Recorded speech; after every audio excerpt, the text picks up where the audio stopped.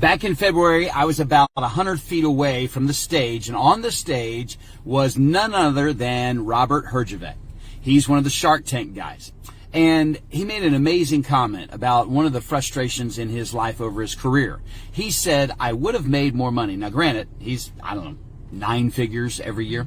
He said, I would have made more money in my life and over my career if I would have dreamed bigger. Having bigger thoughts. I love this quote. This is a quote by Dean Graziosi. He said, the absence of failure means the absence of a big enough goals. So I want to help us with goals and targets and strategies in our quick service restaurant. So goals are accomplished by hitting your targets. So you got a big goal, but you got all these targets that lead up to hitting that goal. But get this, targets are established through proper planning. And so there are some quick service organizations that they hope and they pray and they wish their way to success, and that's a losing strategy. No one ever wished their way to success, and that's why I've titled the episode that. You can't wish your way and hope your way and pray your way to success, obviously employing God as the strength that you need, but you're going to have to develop strategy. You've got to take massive action on that right strategy every day in order to hit those targets, in order to reach that goal. And leaving the strategy up to your leaders as the business owner, you're not going to reach your goals that way either.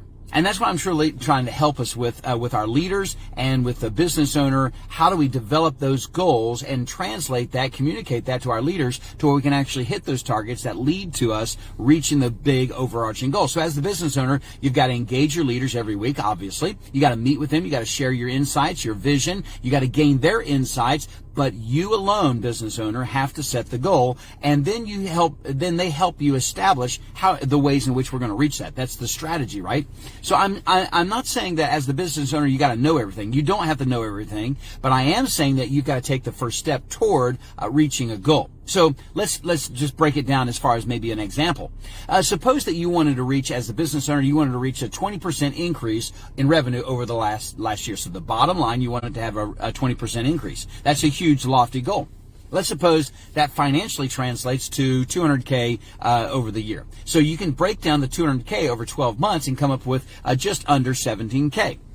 So you've got to make, in order to hit that goal and reach that target, you've got to bring in $17K every month extra in order to hit the 20% growth of $200K that year. So if you break down, if you're open every day of the week, if you're 7 days a week, you could break it down to basically a 30-day month. So I've got 30 days to reach a target of $17K, roughly translates to an extra increase of $560 a day. So suppose your check average, you knew the check average was $15, you could say, okay, if I have check average on lunch of $15, and I know I need to hit a target of $560 in that day in order to hit the $17K over the month, in order to hit the $200K and reach my 20% target, how many cars is that? Or in the drive-thru, and how many extra customers is that? That's a total of 37 people. So that's your goal. Now, you as the business owner, you said my goal was 20%, translates to this financial return.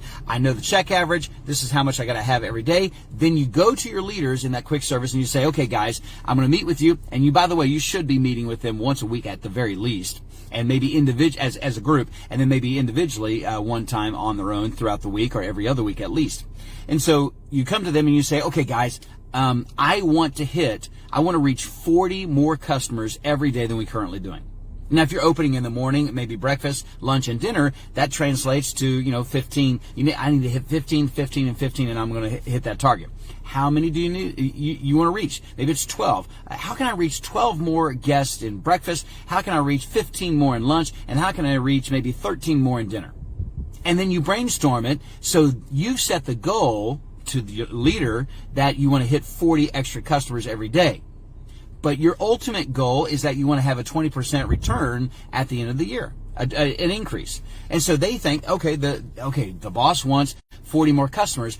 That's when you engage them and lean into them, and they help strategize over how we are going to get those 40 more customers. Now, you got to bring the challenge. You got to bring the challenge forward to your leaders. How can we do this? How can we make it happen? And they're going to deliver the thoughts. They're going to assist you to reach your overall goal by helping you strategize. And I will say this in kind of closing.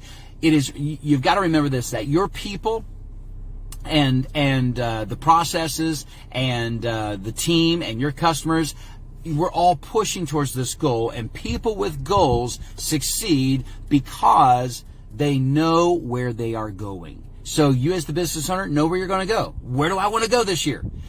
These people I got to engage to help me get there, and I promise you the absence of failure, like Dean Graziosi says, is totally true.